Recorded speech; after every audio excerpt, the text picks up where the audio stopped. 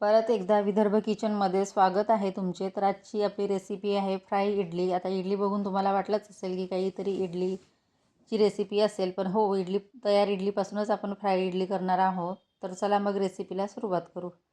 तर यासाठी मी घेतलेला आहे फोडणीसाठी एक कांदा, एक टोमॅटो, कढीपत्ता, हिरवी मिरची, कोथिंबीर आणि बारीक चिरलेला लसूण आणि 10 ते 12 इडल्या घेतलेल्या आहे. जर मुलं मिरची खात नसेल तर तुम्ही पेस्ट करू शकता. तर यासाठी आपल्याला इडलीचे छान असे छोटे छोटे तुकडे करायचे आहे. तुम्ही 2 काप करून जरी फोडणी दिल्या तरी चालेल. पण काय आहे की बारीक जर छोटे तुकडे करून केले तर छान मसाला मिक्स होतो आणि खायला पण छान लागते. आता मुलांच्या शाळा चालू झालेल्या आहे. मुलांना रोज डब्यामध्ये काहीतरी नवीन पाहिजे असते. आता इडली सांबार आपण तर नेहमी देतोच मुलांना.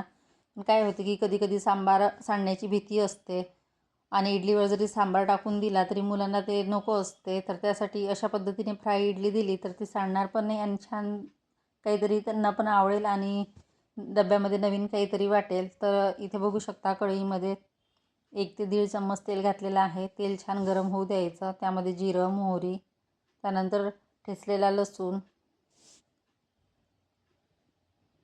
त्यानंतर कढीपत्ता, कांदा आणि मिरची ॲड करायची आहे आणि 1 ते 2 मिनटं आपल्याला हे परतून घ्यायचं आहे. आता यामध्ये चिली सॉस किंवा सोया सॉस हे पण वापरू शकता तुम्ही. पण त्यापेक्षा कसं की जेवढं आपण साधं केलं तेवढं छान राहील आणि मुलांना छान असा हेल्दी नाश्ता पण मिळेल.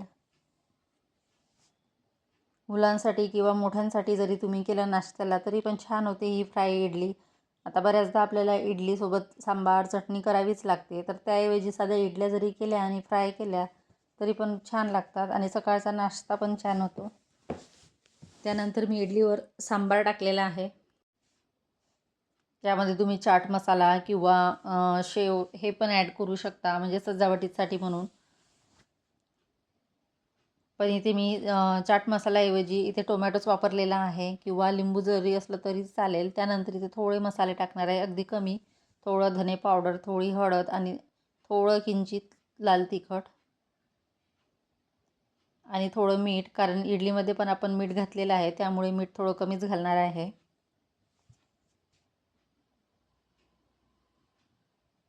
आता हे सर्व आपण मिक्स करून घेऊया.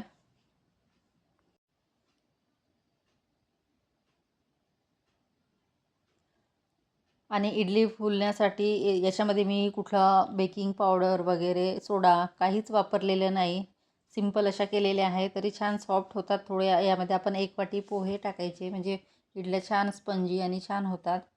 आता व्यवस्थित आपण हे मिक्स करून घेऊया. तर बघू शकता अशा पद्धतीने आपली छान अशी फ्राय इडली तयार झालेली आहे. हे तुम्ही टोमॅटो सॉससोबत देऊ शकता किंवा अशी जरी खाल्ली तरी छान लागेल. तर कशी वाटली आजची रेसिपी? आवडली असेल तर लाईक करा, शेअर करा, सबस्क्राईब करा. आणि आता आपली फ्राय इडली तयार आहे. अगदी साधी आणि सिंपल झटपट होणारी आणि मुलांच्या टिफिनसाठी, सकाळच्या नाश्त्यासाठी. तर अशा पद्धतीने बघू शकता मस्त अशी फ्राय इडली मुलांच्या टिफिनसाठी तयार. चला भेटूया नेक्स्ट व्हिडिओमध्ये. Bye bye.